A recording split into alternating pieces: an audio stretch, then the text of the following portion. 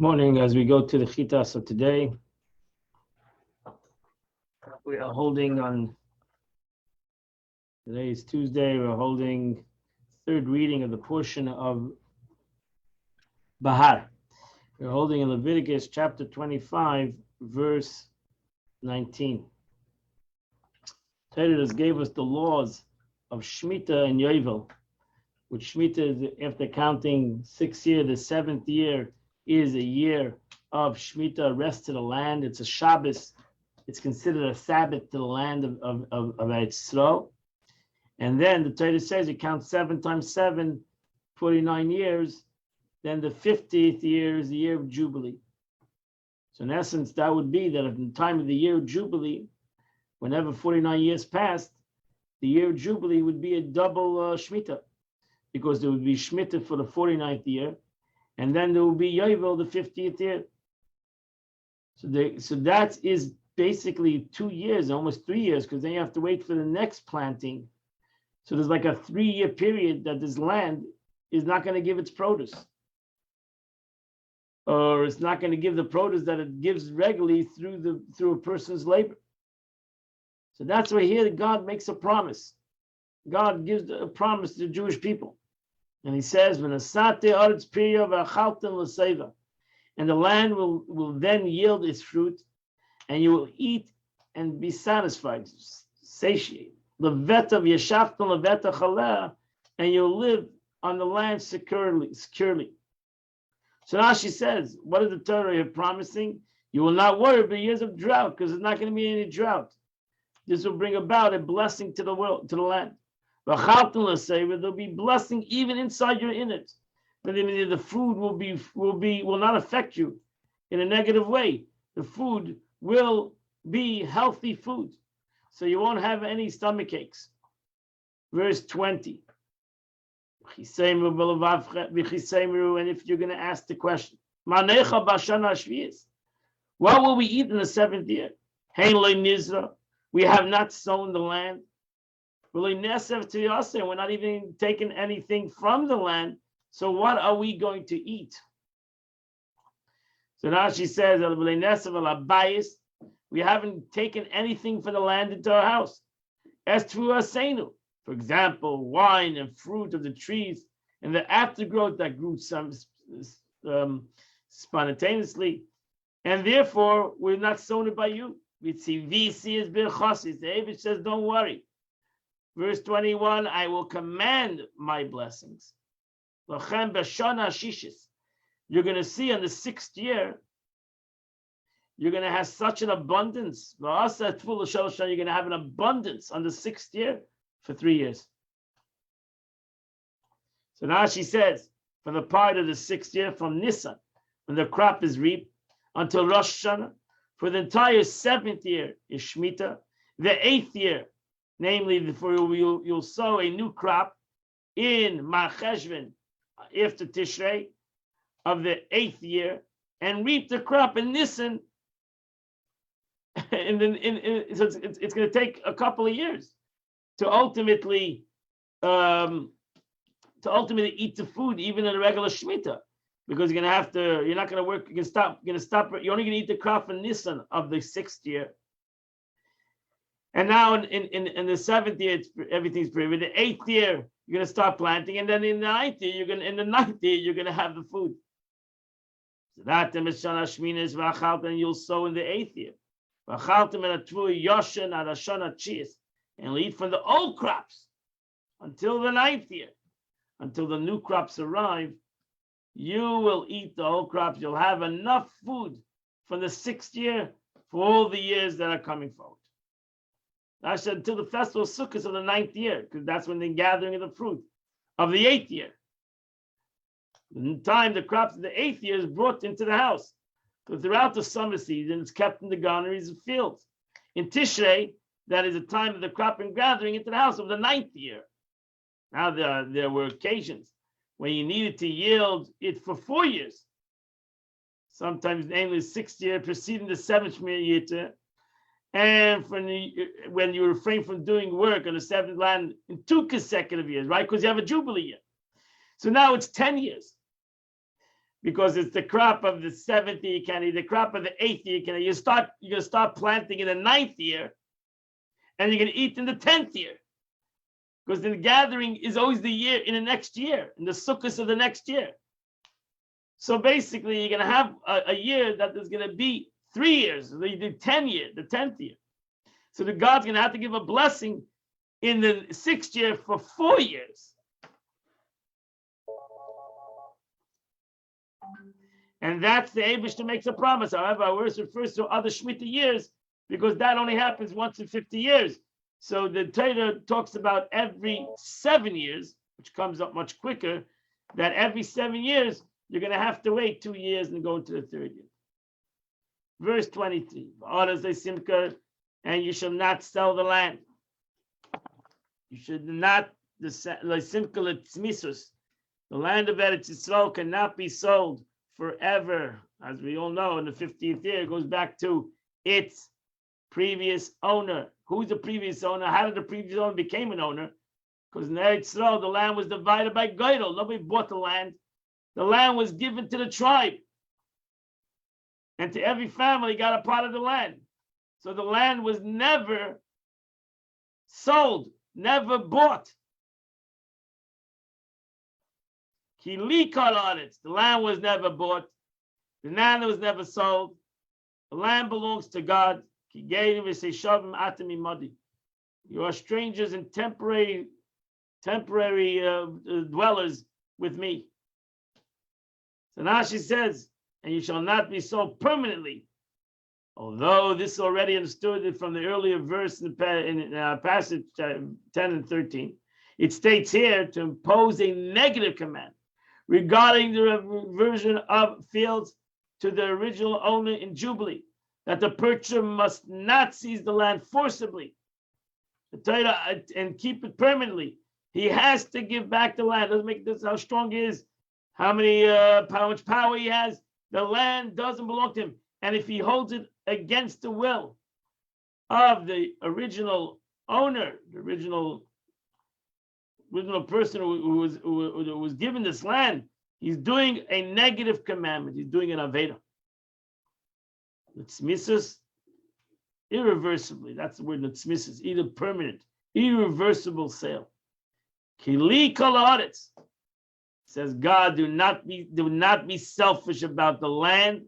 Hesitate to turn to rightful owner of Jubilee, because the land does not belong to you. End of story. The land belongs to God, and I just gave it to the Jewish people, gave it to each family. Verse 24. In all the lands throughout the land of your possession. Geula titnu la'aretz, you shall give redemption to the land. So now she says, this seeming superfluous here comes to tell us the rabbis bottom, this seemingly superfluous word here throughout, b'chol eretz, throughout, comes to include the rights of relatives to redeem the house of walled cities, only Gemara, and Hebrew slaves. They are always allowed to redeem the land. This matter is explained in the first chapter of a tractate of Kedushin. You can learn the Gemara, and according to the simple meaning, this is connected to the passage that follows: that one who sells his property is permitted to redeem it. That's tomorrow's chitas. That the one who sells his property is ultimately always allowed to redeem it, and the Torah will learn in which the Torah separates between different parts of the land and where it's sold, a walled city, an unwalled city. We'll get into that in which Hashem. We already learned a little bit about it, that a person is in general allowed to redeem his land after 2 years. Whether it's him or a relative, and the buyer cannot, even though the buyer bought it for more years, the buyer bought, because every buyer buys a land according to how many years to the Yovel. So let's say he bought the land, the next Yovel is in 49 years. But Torah still gives the right for the seller to redeem his land. I mean, he comes back and he can buy back his land. because the land is only leased in essence. In Torah, the land Israel is only leased. And that is the end of the Chumash for today. We are in the middle of chapter 48 of Tanya. We're the ending chapter 48 of Tanya. And the Alter Rebbe is trying to explain us the knowledge of God, the difference between the knowledge of God and the knowledge of man. So a man, and the Alter Rebbe brings right now a statement of the Rambam to try to explain these differences. So the Alter Rebbe continues, his knowledge, however, which is united with his essence and being. What does that mean? So Maimonides says it in the following way: for he is the knowledge, the knower, and the known. In a human being, there's three different things. There's the knowledge, there's the knower, and there's what's known. There's a previous, and this explained before in chapter 2, already in Tanya. There's a previous explained in chapter 2 that God's knowledge and intellect are totally different from man's. When a mortal being knows something, three distinctive identities are involved: the knower, the person in possession of the knowledge, the knowledge, the intellectual faculty that enables him to know, and the known. So there's a person, there is his knowledge, and there is what is known. The known is so there's three different entities in every situation. There's basically three different entities that are in a regular human being. God, however, is the knowledge, the knower, and the known. God is one entity. There's no concept. You cannot put God in different compartments. And since you cannot put God in different compartments, it's not possible to separate these entities. He that is knows, and the vehicle through which he knows, and that which he knows are all himself. There's one entity. That's the concept of the true unity. By us, there's different compartments, there's different concepts. By God, there's only one concept. That's him.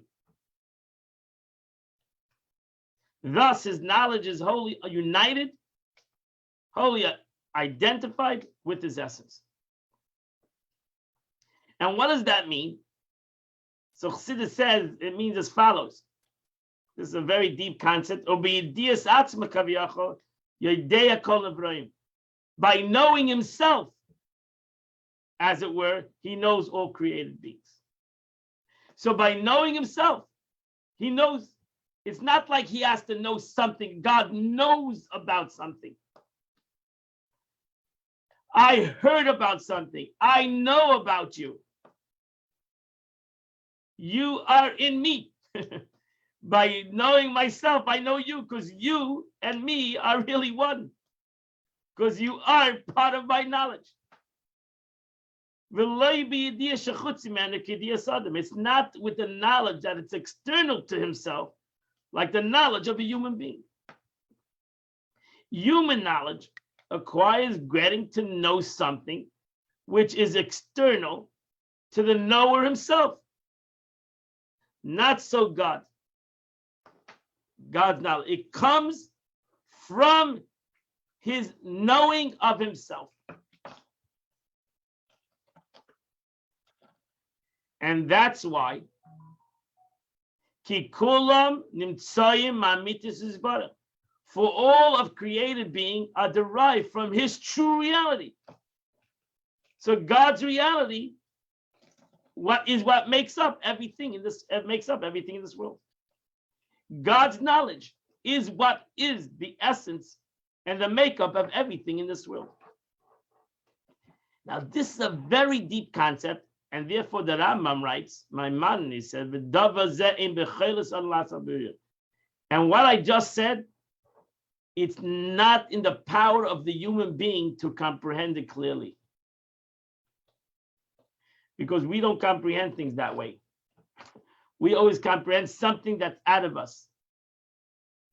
The human mind cannot possibly grasp the concept of the knower, the knowledge, knower, and known, all being one and the same.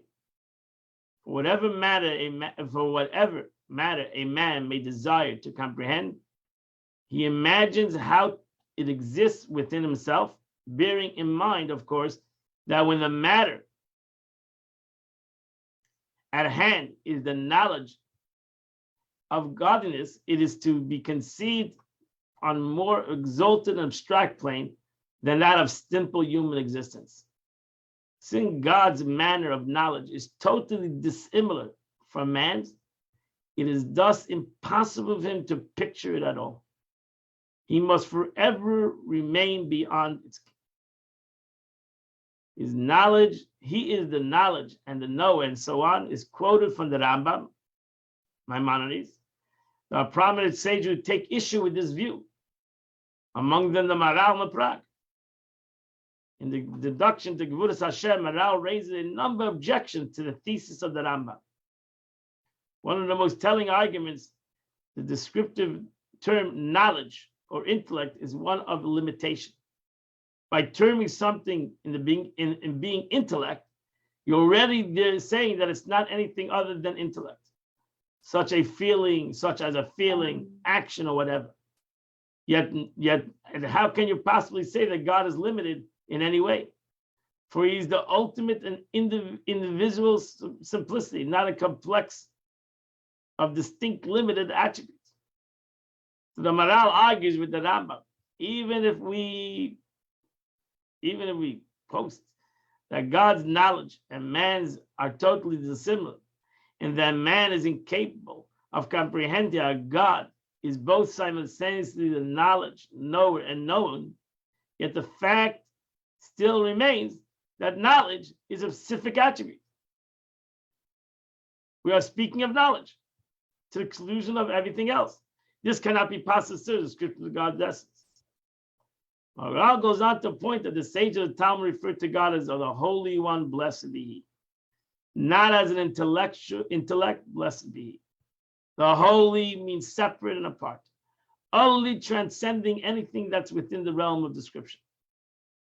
And it is specifically because He's above everything and beyond all description that everything derives from Him.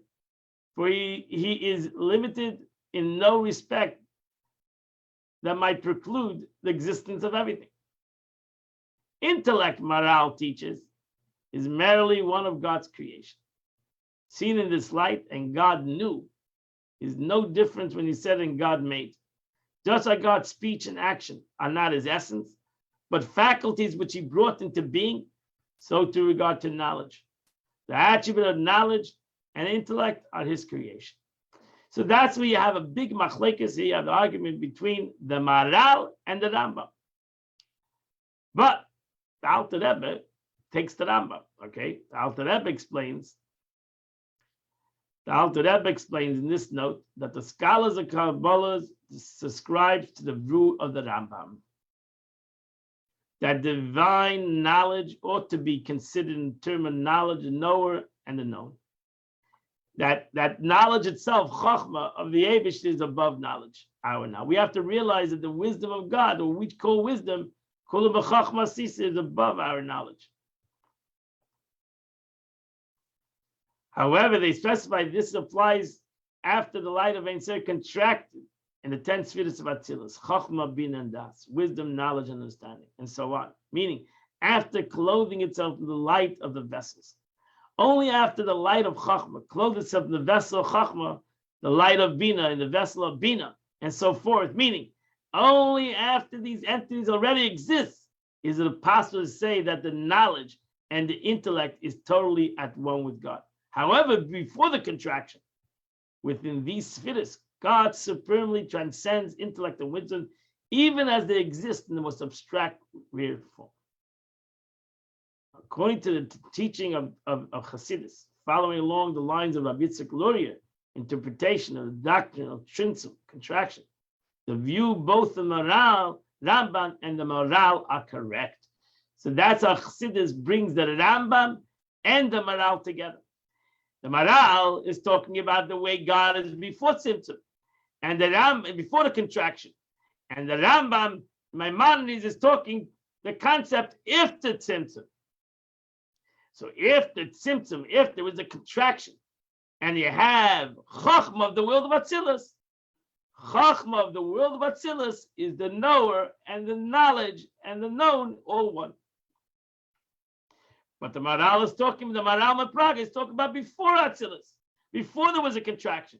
Before there was a contraction, you can't even say God is Chachma. That's why before Atzilus, Ein Sof, infinity or holiness, whatever you want to call it, something that you can't give a name to. So this is because the spheres are the emanation of God rather than created beings. As such, they are wholly united with God. So that's why Chassidus explains the difference between Sfirot, even though ultimate everything is a creation of God, but Sfirot are more of an emanation of God, God's emanation, God's revelation. This is expressed in the statement of Tikkun Zohar. He and his life-giving emanations, the Oiris, the lights of the 10 spheres of the will of Atzilus are one. He and his causation, the Kalim, the vessel, the 10 spheres of Atzilus are one. So, in essence, that's where the concept in the world of emanation, where it's called the world of unity, over there, even that it is already, if the Tzimtzum, it's all one, it's all an emanation, it's all a revelation. It's like the light of the sun that's coming from the sun. That is to say, the Ein Sof is one with the light of the vessels of the world of Atzilus, the world of emanation. This is exactly the same as saying he is the knowledge, the knower, and the spheres. Here we see how the Rambam, the Rebbe says that we're starting over the Rambam soon, Maimonides, again in learning the Rambam in the 3 chapters. So remember, if you weren't on the Saturday night gem video, the Rebbe explained that the Rambam learned Kabbalah, he spoke deep concepts, and the first book, it's the Maisa Makava. He writes over there the whole concept, the Kabbalistic concept of creation, and the first chapter of the Rambam says this statement: He's the knower, the known and knowledge. So in essence, the Rambam, when he talks about this concept, he's talking about the world of Atzilus. For the view of the Maral, too, is fraught with difficulties. First, we know the scripture does not ascribe knowledge to God himself. As the verse says, and he understands is beyond reckoning. Furthermore, it appears unreasonable to argue that God's knowledge is dependent on created entity. God has his own knowledge, self-wisdom. According to the explanation of Chassidus, then, all these difficulties, those in the view of the Maral, and those in the view of the Rambam, are satisfactorily resolved. God's essence is indeed beyond description. Yet he's still the knowledge and the knower and the known. There's not a contradiction. Both are true. Both are true because God is unlimited. So God is above description, and at the same time, he's in description. You cannot say God is only above description, and your chas v'shalom cannot describe God. God is unlimited, and therefore there's the way that God is totally unlimited and you cannot describe him. And that's why we say Yud Kei Vav Kei, we say God's name, we don't say God's name, because that's the concept of past, present, and future in the same situation. That shows the concept of true unity, which is the concept, he's the knower and the knowledge and the known, which the Rambam himself, as a person, cannot really comprehend it. As he unites himself with the spheres of Atzilus, it's very hard to understand even the spheres of Atzilus. It's brought down when the Alter Rebbe would want to say the word Atzilus, he couldn't say the word. I'm saying the word. I don't have no problem saying the word Atzilus. But when the Alter Rebbe wanted to say the word Atzilus, he got stuck by the Atzi, because the Alter Rebbe saw Atzilus. He saw the world of Atzilus, and since he saw the world of emanation, he was totally lost in it, and he couldn't say the word because he saw the unity in that world, which is above. He can't say it, just like we cannot say God's name because we cannot comprehend it. So you have both things, yet he's still the knowledge and the knower and the known. As he unites himself with the spheres of the world of Atzilus, after their having come into being through the contraction which gave the capability for the knower, for God, who's no character, to come into knowledge, to call it Chachma. And to say that in Chachma of Atzilus, Chachma in the world of emanation, everything is one, which is impossible for human comprehension. The Rambam says, Maimonides says, in the words of the Alter Rebbe, as the Rambam of blessed memory has written, that God is the knowledge, the knower, and the known. And even though there are those who disagree with him, as we just explained, the Maral Prague disagrees with the Rambam. The scholars of Kabbalah agree with the Rambam. As it brought down in Pardes from Moshe Cordova, the Chayil blessed memory. And so is it in the teaching the Arizal, the Chayil Bracha blessed memory, that they both, these Arizal, and both of these great Kabbalists agree with the Rambam. So it was Rabbi Yitzchak Luria, the Arizal, who first revealed the doctrine of Tzimtzum, contraction, in which taught that God's exalted essence is even more removed from the spheres than it was thought before then. It would thus be logical to assume that since he stressed this infinite distance from the spheres, the sphere of Chachma, for example, he would be unable to accept the statement that he is the knowledge. Nevertheless, this teaching holds true even according to him. But with the previso, that is, beside symptoms in the mystery of the doctrine of the contraction and the clothing of the light of the spheres in its vessels of the spheres, as explained previously in chapter 2. The unity of God with the divine spheres is so absolute that even according to the Rabbi Yitzchak Luria Arizal, one may safely say that this unity, he is the knower, the known, and the knowledge. The knower, he's the knowledge, the known, and the known. For the above, no doubt, the Rebbe stated that God's knowledge is united with his essence and being. Since he's infinite, his knowledge is infinitely as well. It is therefore impossible for this knowledge to pervade the earth, as it must and it must encompass it. This is true, of course, not only of God's knowledge of the earth, but of creation as a whole.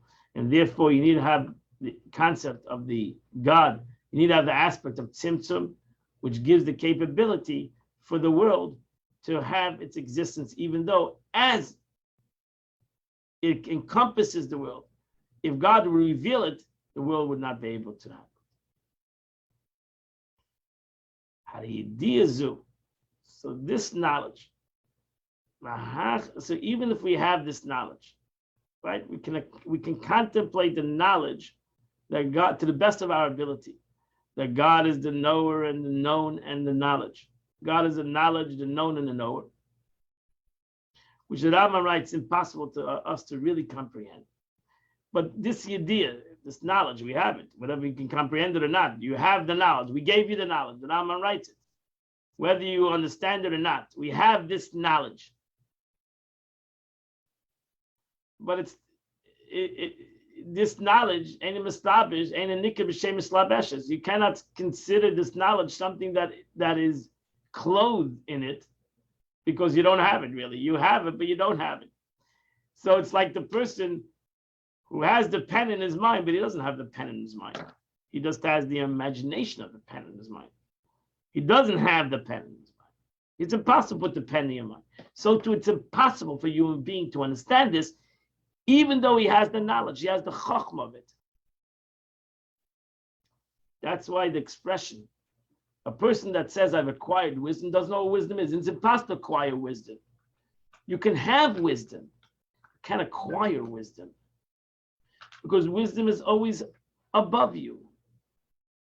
So this is the aspect, this is the meaning of this thing. Since you have it, but you cannot acquire, you cannot grasp it. So it's like something above you. That's why the Alter Rebbe is giving this example. When we say Sovev Kalam, surrounding the world, doesn't mean that it's not in the world. We call it surrounding the world because the world cannot grasp it. So something that the world can grasp, the pneumius in a way, we call that Memala Kalam, that it fills the world. Something that is in the world but cannot for it is too hard, almost, or better to say, it's impossible for the world to grasp it, to make it. It's not. It's understanding. Then we call it Sovev Kalam. And that's the way the Alter Rebbe explains that Chas v'Shalom, not when we say tzimtzum, that the Eibush should contract him, not that the Eibush should contract himself, that he himself is not there. Then he contracted himself that are humans. So contraction is for the humans, not for God, because in himself there is contraction. So God did not contract himself to himself. He contracted himself so that we, as humans, would have a situation that some things we could comprehend and we could acquire it, and there are things that we know, but we cannot understand it to its essence. It's impossible for our human brain to understand, and therefore we cannot conclude. We can't consider ourselves garmented in the situation. So it's not described as clothed itself in the orb of the earth, which is finite and limited, because this concept is above finite. It's infinite. So this concept is above a finite aspect, and therefore, which God's knowledge is limitless, but as encircling and encompassing it. That's why we call it Sovev, Makefes v'Sovev, encircling it and encompassing. But really the truth is, it's in it. But to us, even as it's in us, it is encompassing us. Even though I just explained you something, and you can read this over and over again, that you can imagine it in your mind. Trust me, if you would read this over and over again, learn this many times, you'll be able to understand it. I mean, to each person's capacity, but you won't understand the essence. You will never get to the real concept because it's above understanding. We're talking about God, which God is infinite. So how is it possible for a finite entity to understand an infinite concept? It's impossible. So we can talk about it. We can put pictures about it. We can give analogies about it. We can imagine it, but like the pencil. I can imagine it, but it can't put it in my head. It's not possible. My mind cannot grasp it. My mind can imagine it. My mind can think about it. My mind, and then that's why Shlomo Melech said, "Achakma, I've received great wisdom, but it's so far from me." And why did the Eibush do all this? Why did God do all this? For one reason, and that is because God wanted to create a yesh. God wanted to create something that would be finite. And if this thing would be revealed in you and you would be able to grasp it, you would become infinite. You would disappear. Either would have that's the story in the Gemara. 4 went into this concept. 3 of them didn't come out. 1 died. 1 went with sugar. 1 became a heretic. Because if you want to really grasp this, you're gonna go either with sugar or you're gonna kill yourself. This is unattainable. It's gonna blow your mind out. That's Shviras HaKelim. That's the whole concept of the breakage of the vessels in Kabbalah. Too much light, and no vessel will break the vessel. So the Eibishter made a tzimtzum, a contraction, that there'll be more vessels and less light. But that contraction is only to humanity. It's not to God. God, there's no concept of tzimtzum. God, the symptom, the contraction, and not contraction is the same thing. Because there's no concept of separation in God. There's only concept of separation within us. And thank God that there's a concept. David made the concept of separation, that there's the knower, the knowledge. Thank God. Because that made us who we are. If not, we would not be who we are. So creation does not come about from a minute glimmer of godliness found within the object, which is sustained it only at an inanimate and vegetable level, but at the supernal knowledge that encompasses and encircles it. That's the truth. We should not think that we're a rock. We're not. We have within us a godly, infinite concept within us. We are Adam al Elyon.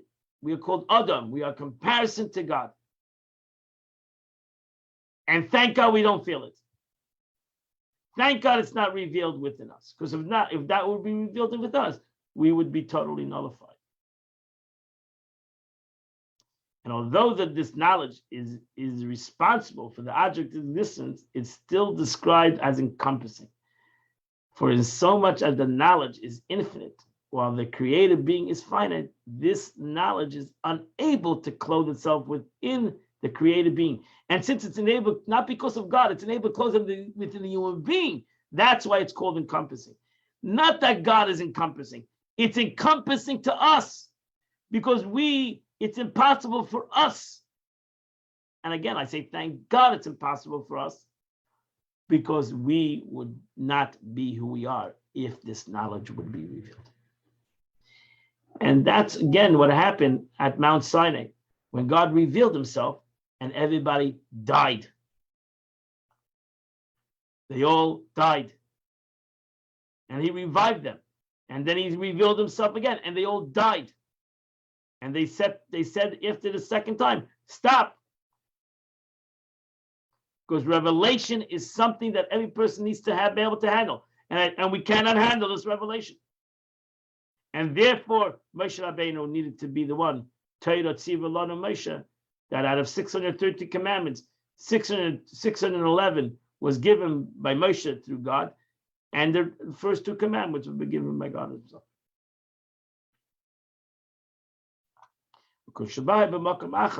As explained elsewhere, the creation ex nihilo can take place only as a result of this encompassing light, which is God, which is infinity. So nothing in the world can come into existence without infinity, because God is not the concept of, because God, you can't make a separation between finite and infinite by God.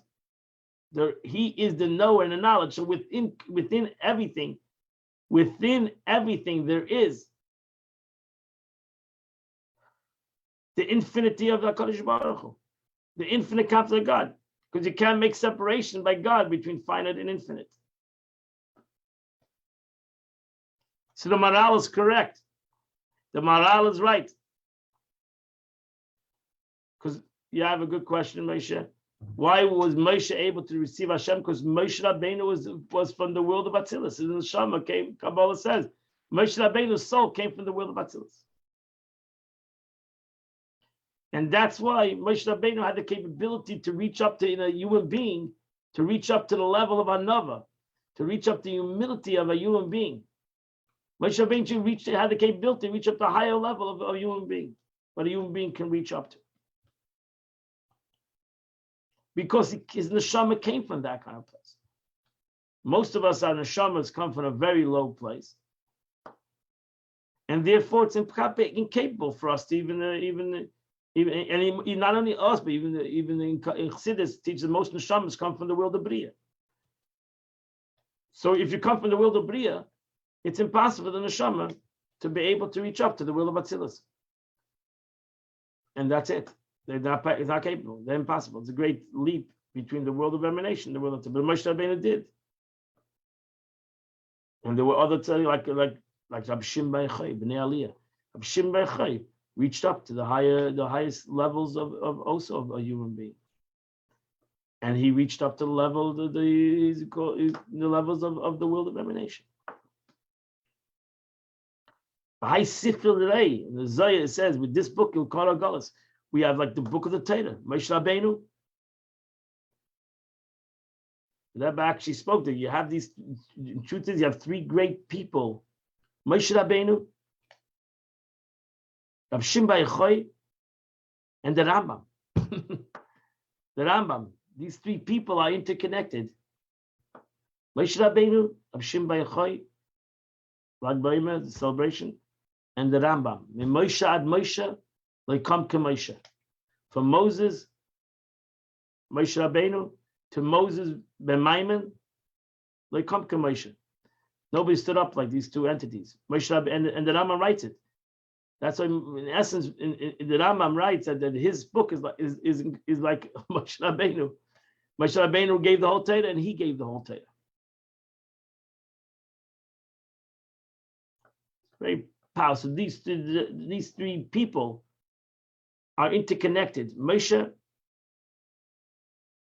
Arizal, the Shimon bar Yochai, the one who wrote the Zohar, which is the book of the Pnimis HaTorah, the hidden, the essence of the Torah, the Neshama of the Torah, and Moshe ben Maimon, the Rambam. And I think this year, Lag BaOmer, or we finished the 3 chapters of the Rambam. So these 3 great people come together in the same time. Moshe Rabbeinu,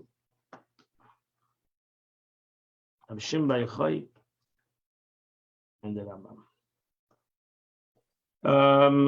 Today is the 16th day of the month, which is chapter 79, 80, 81, and 82. 79, 80, 81, and 82. We learned a very deep concept today in Chassidus and in Kabbalah, the Arizal. These are very, very tough subjects.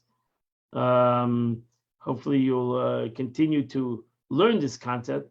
As the Alter Rebbe says himself, that these things are explained other places in more depth and more with more knowledge and more understanding in it, to what our capability is to understand in Seidat Tzimtzum and the hidden aspects of these teachings of Kabbalah. But we all need to try to comprehend it at the best of our ability, and at the same time realize that it's far above and beyond even what we understand.